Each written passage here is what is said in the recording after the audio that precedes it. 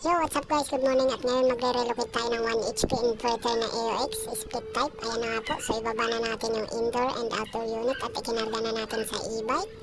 At ayan na nga po, traveling down the road. Ayan, malapit lang po ito. At ayan na nga po, nakarating na tayo dito sa location at ginamitan na natin ng mala Indiano na mga moves dahil no choice tayo dahil tayo lang pwedeng umakyat sa bubong. At isit aside muna natin ang unit.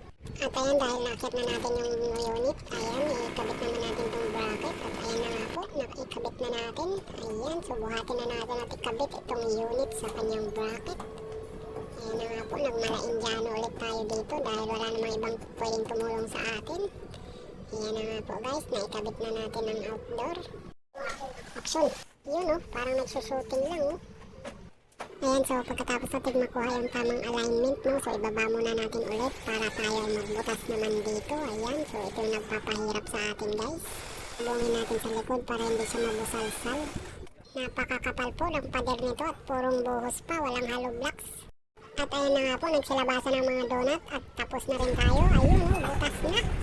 At ayun, dahil butas na siya, ikabit na natin yung mga piping. Ayan. At ngayon, dahil naikabit na natin yung piping, ayan, so vacuumin na lang natin yung system. Ayan, so paka-vacuum natin, kailangan nakareach siya sa negative 20 PSI. Ayan, so mag-test tayo at 175 PSI sa ating mga fittings dito sa outdoor at indoor unit. Ayan, so binulaan natin siya ng joy. Ayan, so wala pong bumubula. Yun, dahil tapos na tayong mag-leg test guys, ikabit na natin yung mga cover nito. Ayan, at dito naman tayo. Yun, ginawa na natin yung amperahe at chinik natin yung kanyang temperature. At ayun, sobrang lamig na nga po ng unit. At ayan na nga po guys, tapos na rin tayo guys. Thank you so much for watching and abangan nyo ang susunod ng mga videos.